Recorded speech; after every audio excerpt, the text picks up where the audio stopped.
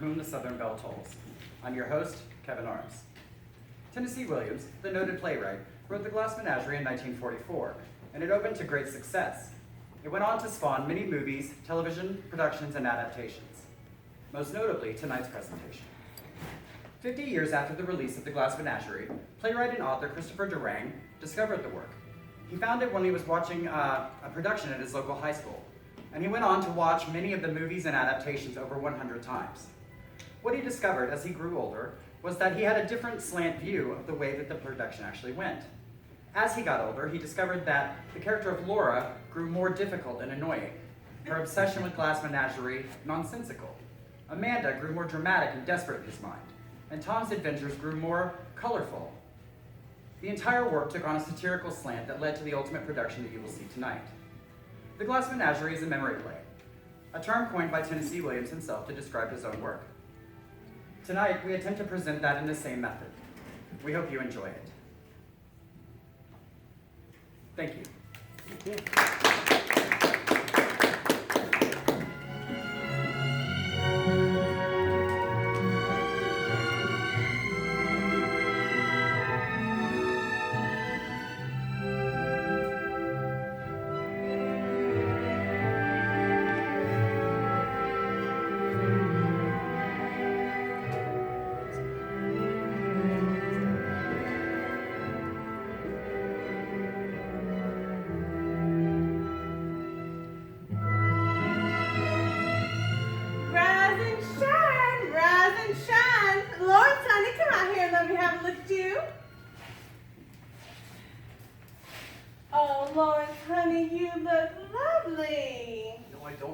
Pimple on the back of my neck.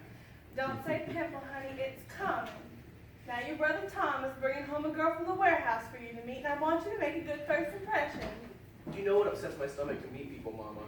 Oh, Lawrence, you're so sensitive, it makes me want to hit you. I don't need to meet people, Mama. I'm fine here with my collection of glass cocktail stirrers. Only retarded people and alcoholics have any interest in glass cocktail stirrers.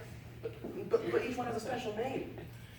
I call this one string bean because it's long and thin. And I call this one string bean because it's long and thin. And I call this one blue because it's blue. All my children have such imagination. Why, Lord, was I so blessed? Now, Lawrence, honey, how are you going to get on in the world if you stay home day after day, year after year, playing with your collection of glass cocktail stirrers? But I don't like the world, Mama. I like it here in this room.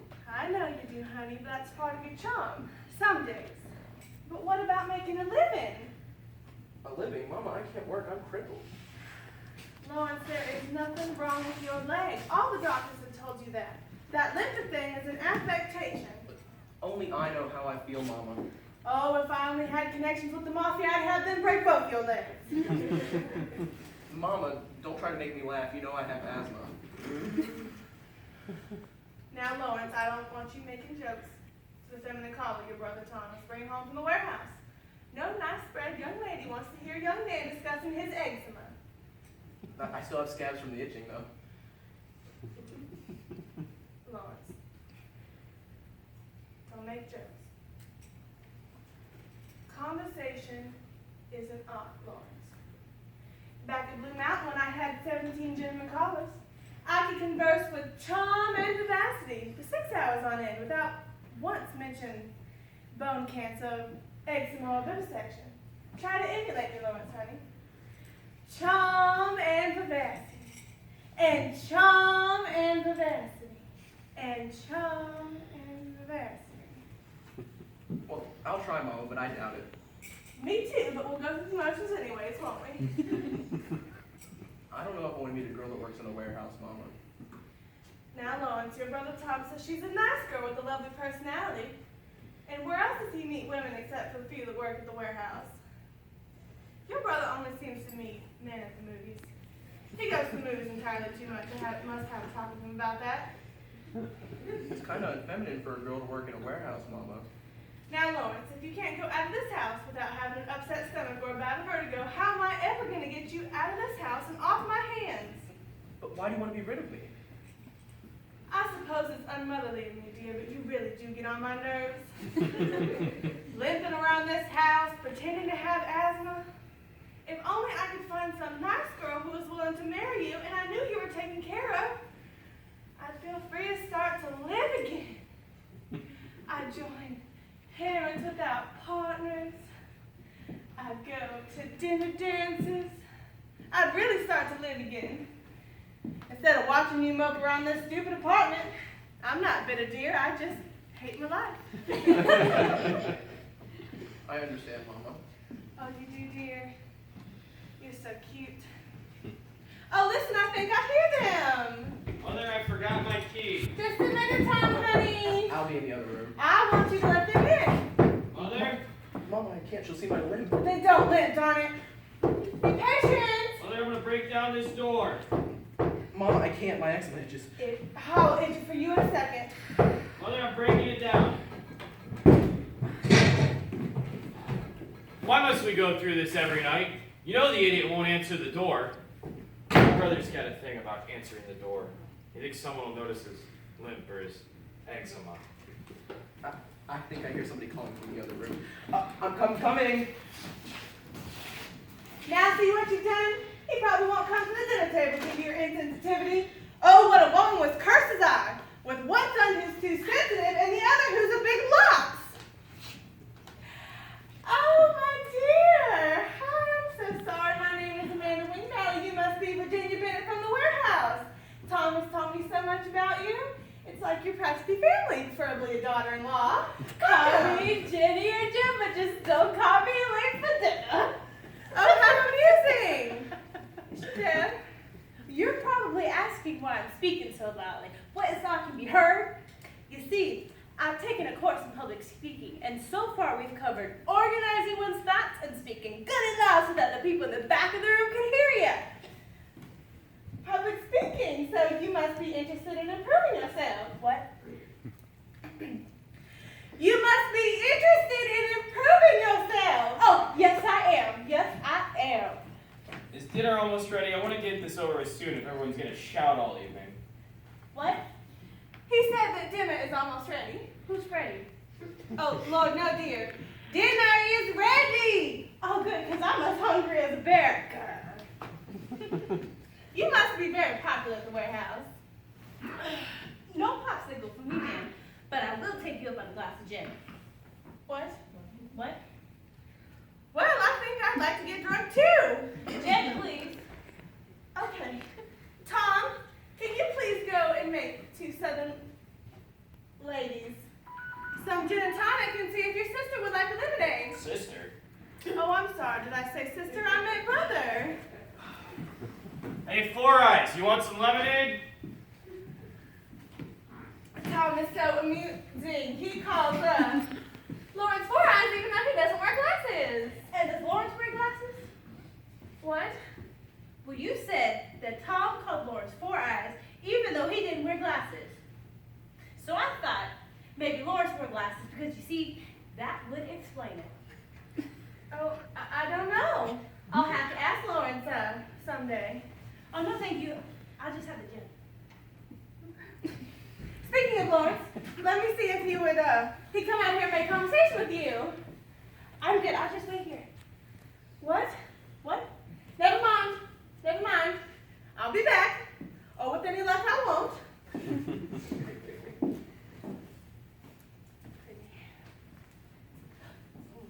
They must drink a lot here. There's some gin for Jenny. What? You're poisoned. No, thanks. I'm gonna just wait here. Oh, thanks. You ever think all that loud machinery at the warehouse is affecting the way you hear? Scenery? Like trees? Yeah, I like trees. Like trees too. Lawrence, when now you get out of bed, this is your hour. Break your entire collection of glass gobbledygook. Oh, Tom brought me my drink already, but thank you, Mrs. McValley. You know, dear, a hearing aid really isn't that expensive. You might want to look into it. Well, if I have the gin, I don't really need any Gatorade. I never really liked the stuff anyway, but if you want some, you feel free and go ahead, Mrs. Wingvalley. Thank you, I will. Tom, why don't you come with me to check on dinner? and let these two young people converse. Remember Lawrence, honey. Charm and vivacity. Charm and... I hope dinner will be over with soon. I don't want to get to the movies too late. Hush up about the movies.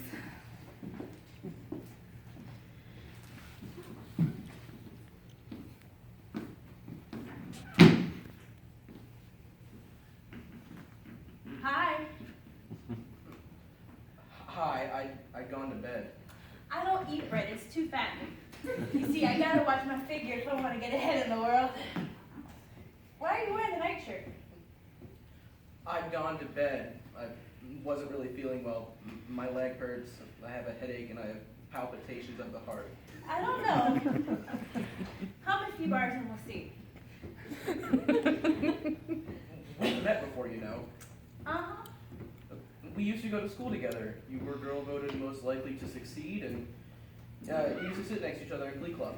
You are speaking way too softly. I can barely hear you. I'm gonna come sit by you.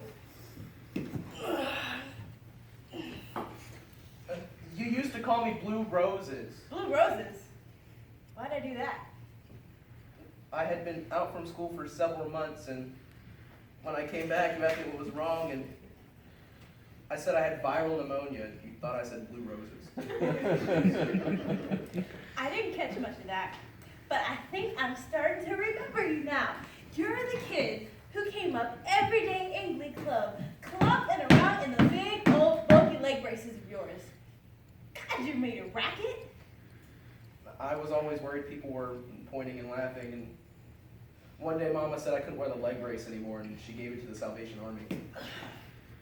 I was never in the army. How long were you in for? I can't be in the Army, I have asthma. You do? Can I see it? See it? Yeah, sure, if you want to. Maybe you want to see my collection of glass cocktail stirrers. I call this one string bean because it's long and thin. Thank you. No, they're not for use. They're for display only. I guess I stirred my cocktail long enough. They're my favorite thing in the world. I call this one Q-tip because one day I realized it looks kind of like a Q-tip, except it doesn't have the cotton on the ends and it's made of glass. Q-tip. Really? No. Why would you do that? That's disgusting. Well, I didn't think it was a Q-tip, but that's what you said it was. I call it that, but I gotta get rid of this one. I call this one Pinocchio, because one day I realized if you hold it up to your nose, it kind of makes your nose look long. Uh-huh. And I call this one Henry Kissinger, because he wore glasses and it's made of glass. Thank you. No, Finally. they're not for use. Mama, she's making a mess of my collection. Hush up about your collection, Lawrence. You're probably driving that poor girl bananas. Oh, no bananas for me, ma'am. My nutritionist says I have to watch out for my potassium levels. You know what I find your problem to be, Lawrence? Mama says I'm retarded. I know you're tired. I figured that's why you had on the nightshirt. But I think your problem to be a lacking in self-confidence. Am I right? Well, I'm scared of people and things, and I have a lot of ailments. You know what? That's what makes you special, Lawrence. What does? I don't know, whatever you said. But that's why you have got to present yourself with more self-confidence. You gotta throw your shoulders back and say, hi! How you doing? Hi, how are you? It's about 8:30, but this won't take long, and then you could go back to bed. Now try it, Lawrence. Hi! How you doing? Hi, how are you doing? Better now swagger it a bit, Lawrence. Hi! How you doing? Hi, how are you doing? Hi! How you doing? How are you doing? Braves played a hell of a game, don't you think? The Braves played a hell of a game, don't you think? Hi! How you doing? How you doing? Oh, my dear, I feel so sorry for their children. Couldn't you find another girl at the warehouse? Hey, Mrs. Wiggly. Lawrence and I were getting along just fine. Weren't we, Lawrence? I am so glad that you like Lawrence. What? I'm glad that you like Lawrence. What? Why don't you marry Lawrence? Mama! Oh, gee. Now I see why Shakespeare brought me over here. Shakespeare. My first day at work, she asked me what my name was. I said Tom Wing Valley, and she thought I said Shakespeare. Oh, gee, Mrs. Wing Valley. If I had a brother as nice and as sweet as Lawrence is, I'd bring bringing girls from the warehouse to see him too. I don't know what you mean. You're probably thinking I'm gonna call again, but we haven't even had dinner yet. Tom, can you please go check on the roast pig's feet? Only if anything interesting happens. But you know what, Mrs. Wing Valley? I won't be calling on Lawrence again. Mama, this is so embarrassing. I told you I wanted to stay in my room. Hush up, Lawrence. And Lawrence, I don't want you to think that I won't be calling on you because I don't like you. I do like you, Lawrence. You do? Sure, I like everybody.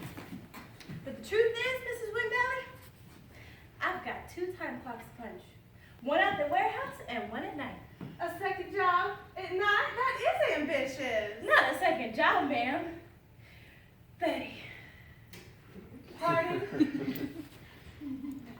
Now who's deaf, huh? Betty. I am involved with a girl named Betty, and we've been going out for about a year now. And we are saving money to buy us a big old tree house and a farm and a tractor in the country. So you see, Lawrence, I won't be able to call on you again. But it's okay, because you're still a good kid. And I still like you. I want you to have this. It's my favorite one in my collection. I call this one thermometer because it kind of looks like a thermometer. You want me to have it? Sure, as a souvenir. Well, you didn't have to call me queer. To heck with you and your stupid thermometers. You broke it. What? You broke it. Big freaking deal. You got 20 more swizzle sticks just like that one. Isn't it about time you were going? What? How did you better be going? What? Go away! I can see where I'm not wanted. You and Betty must come over some evening, preferably when we're out. Uh-huh. Well, I guess I'll be going now. So long, Shakespeare. I'll see you at the warehouse. So long, Lawrence. I hope your rash gets better. You broke thermometer. What? You broke thermometer. What was a thermometer doing in with the swizzle sticks anyway? That was its name, you idiot. Let it go, Lawrence. There'll be other swizzle sticks. Bye, Virginia. Well, I guess I'll be going now. Finish my liquor first, though.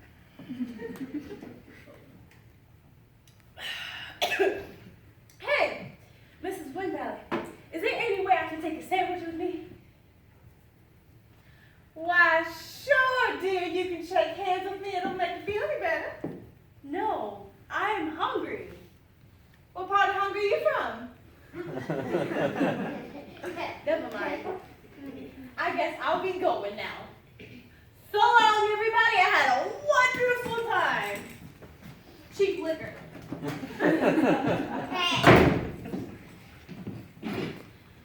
Tom, can you come in here, please? Lawrence, I do believe I would like to hear the Victrola. What Victrola? Any Victrola. Mother, where's Jenny? Your feminine caller made a hasty departure. Old Four Eyes bored her to death, eh? Oh, drop dead. You should be institutionalized. That's the first helpful thing you've said all day. But first things first, you played a little joke on us. What do you mean? You didn't tell us that your lady friend was already spoken for. Really? I didn't even think she liked men. Yes, well, it seems so odd that you know so little about a person that you work with every day. The warehouse is where I work, not where I know things about people. The disgrace, the expense of the pig's feet and a new top for Lawrence, and you bringing a lesbian into this house. We haven't had a lesbian in this house since your grandmother died. And you have the audacity to bring in that. Oh, look, who cares? It's not like anyone's gonna marry Four Eyes anyway. You have no Christian charity or filial devotion or paternal affection. I don't have to listen to this. I'm going to the movies. You go to the movies in excess, Tom. It isn't healthy.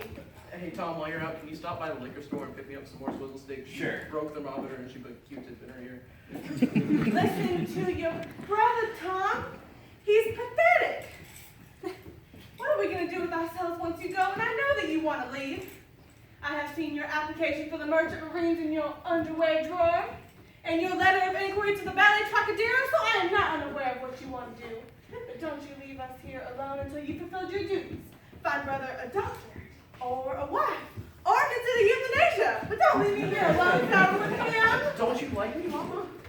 Of course I do, Lawrence, honey. Mama's just making jokes. Now, Don't make jokes, Mama. You know I have asthma. why don't you hold your breath in case you get terminal hiccups? All right. I'm so done with this. I'm going to the movies. Yeah, I don't believe you go to the movies. What did you see last night? Hypatia Lee in Beaver City? And then after that? I don't know, like Humpy Bus Boys? Honey! Bus Boys! Comedies are not mainstream movies. Why can't you see The Philadelphia Story or The Bitter Tea of General Yin? Those movies were made in the 30s. And they're still good today. I'm leaving. Fine. Leave me here. A mother unmarried. Your brother's unmarried. I'm alone. Quit holding your breath. Mama was kidding. Go see your pornographic trash. It's worse than anything Mr. D.A. Lawrence ever envisioned. Fine, I will. And the more you shout about it, the faster I'll go. Go to the moon, name yourself a streamer.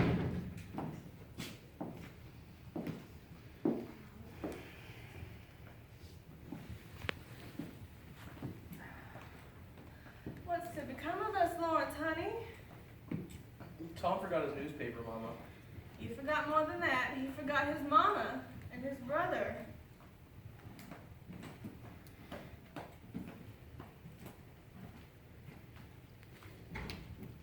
I didn't go to the moon. I went to the movies in Amsterdam. A long, lonely trip, working my way on a freighter. They had good movies in Amsterdam. They weren't in English, but I didn't really care. And as for my mother and brother, well, they were impossible to deal with, so I didn't really miss them. Or so I thought, for something pursued me. It always came upon me unawares. Sometimes it would be a swizzle stick in someone's vodka glass, or a jar of pig's feet. And suddenly I'd be back there, my brother's hand touches my shoulder, my mother's hand grips my throat. And everywhere I look, there are those damn swizzle sticks. I think of my mother and brother, and think maybe their story would make a good play or maybe a movie. But then I lose interest. I haven't really the time. So I'll leave them there, both dimly lit in my memory. From to get those colored lights going, it's like I'm on LSD or some other drug. Maybe it's the trick of some memory, or the memory of some trick. Play with your cocktail stirs, Lawrence. And so, goodbye. Tom, I hear you out on that porch talking. Who are you talking to? No one, Mother. I'm on my way to the movies. All right, well, don't be too late to the movies. You have an early morning at the warehouse tomorrow. And please don't bring home any other visitors after that awful girl. I just can't handle it. And son, if the sailor misses his boat, it is no concern of yours to give him a room. You have too big of a heart, son. Yes, Mother. Goodbye. Look at the light through that one, Mama. Isn't it amazing? That's lovely, Lawrence. All my children are so weird. What did I do, oh Lord, to deserve them? I guess you're just lucky, Mama. Don't make jokes, Lawrence. Your asthma. Your eczema. My life. At least we have each other for company and amusement. That's right. It's always darkest before the dawn. Or before a typhoon sweeps up and kills everybody. Maybe I can cheer up my collection. Isn't that a good idea? Yes, honey, that would be lovely, thank you. I call this one Daffodil, because it's yellow like a daffodil. And I call this one Curtain Rod, because it kind of looks like a curtain rod. And I call this one Ocean, because it's blue like I thought you called the blue one blue, you idiot child. If I have to listen to this pathetic crowd for the rest of my life, can't you at least be consistent? I guess not. Well, try, can't you?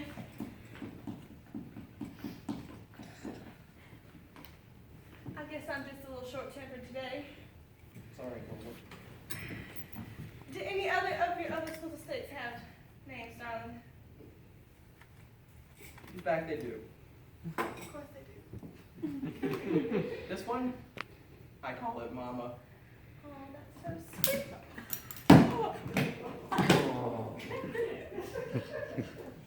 That's lovely, Lawrence. Thank you. I guess I can be a little short-tempered too. Yes, well, I guess we won't kill each other tonight now, will we? No, we won't, Mama. Well, I think I'm going to distract myself from my rage and despair and look at other people's rage and despair in the newspaper.